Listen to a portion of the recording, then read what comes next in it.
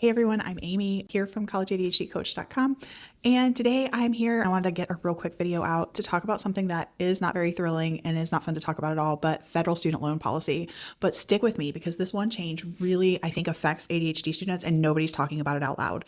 Because here's the truth. If you are a college student managing ADHD, you're already working a little bit harder, juggling a little bit more, and often giving yourself a little bit extra time in college compared to some of your peers. And so when the rules around these student loans change, it can matter big time. So I'm going to break down for you what's changing, why it matters for you and your parents, and most importantly, what you can do about it. So let's dive in. So first off, what's actually happening? The Department of Education is rolling out major updates to student aid rules, especially for graduate or professional programs, but there's a ripple effect, even if you're still doing undergrad. Here are the key parts that you need to understand.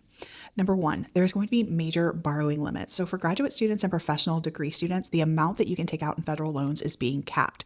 So the borrow everything that you need to get through school mindset is completely shifting and is probably not even going to be possible anymore. The professional degree definition is becoming much narrower, which means that certain programs will not even qualify for the highest borrowing limits. So for example, nursing graduate programs and many social work programs may be completely excluded under the new rules, as well as many master's degrees in things like speech pathology, social work, psychology, etc. So the timing of these changes is coming really fast. These changes are supposed to apply to loans made for study periods starting in July 1st of 2026, meaning that this can affect students entering programs around then, or students who are currently in graduate programs and their next year might be affected.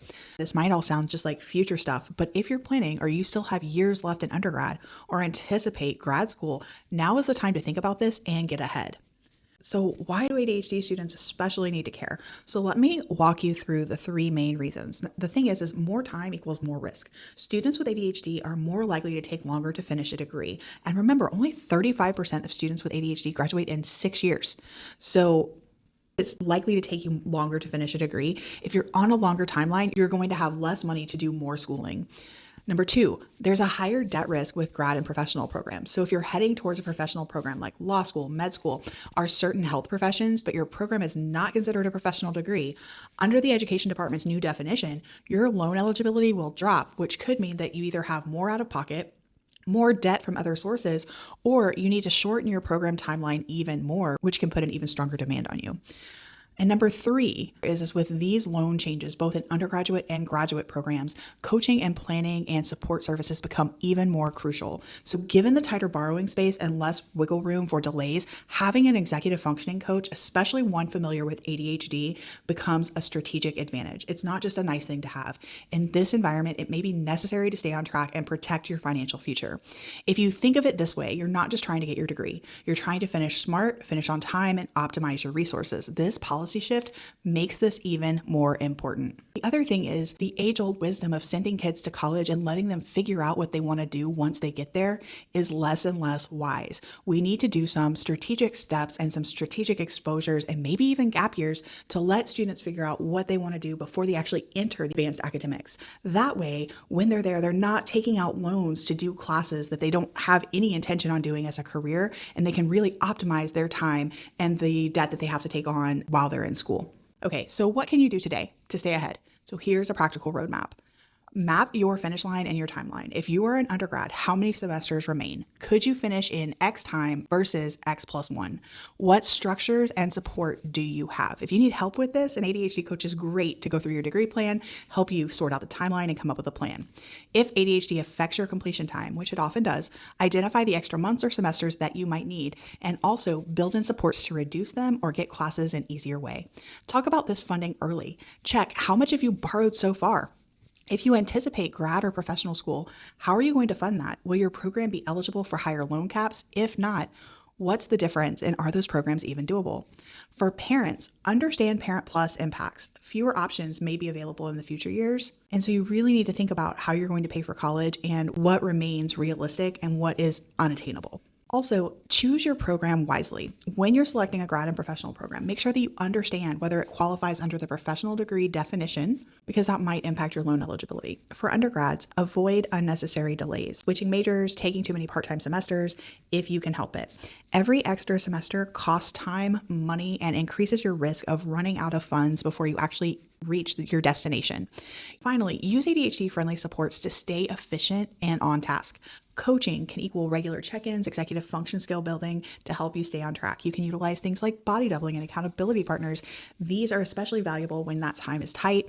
And build a finish strategy. Instead of, I'll graduate when I'm done, have a targeted finish date with back planning. Map out your credits per semester and do them strategically to meet your challenges as an ADHD student and gather the supports that you need to get through this. Also, communicate with your school's financial aid office. Are there institutional loan limits in my program? Are there scholarships that I'm not aware of that I could apply for? And what should I do if I run out of funds before this? You should ask questions like, if I change majors or take part-time semesters, how does that affect my borrowing eligibility and my timelines? And for parents, you really need to stay engaged and informed and be aware that your borrowing options may literally change in the middle of your student's college career. So you need to encourage your student to stay on track, but also support with executive functioning strategies by setting check-ins, budgeting limitations, and plan semester by semester. Honest communication on the family level is incredibly important so that students and parents are both on the same page as what is realistic. You want to think long-term about your return on investment. And so when your timeline stretches out, the cost obviously goes up, not just in tuition and fees, but in lost earnings, extra loans, and stress. And so ADHD students often face this dilemma. So helping them finish smart is an investment in reducing risk.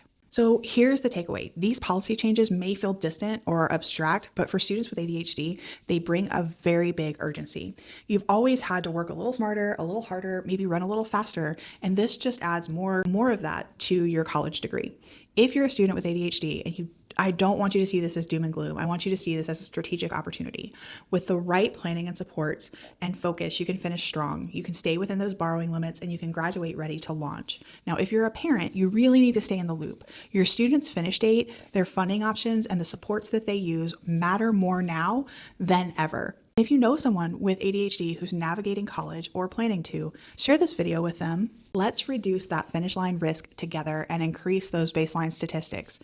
If you like this video, could you hit the like button and subscribe for more ADHD student success content, or comment below? I would love to know, how many semesters do you have left? Have you mapped out your finish date? And are these loan changes going to impact you any? I hope not.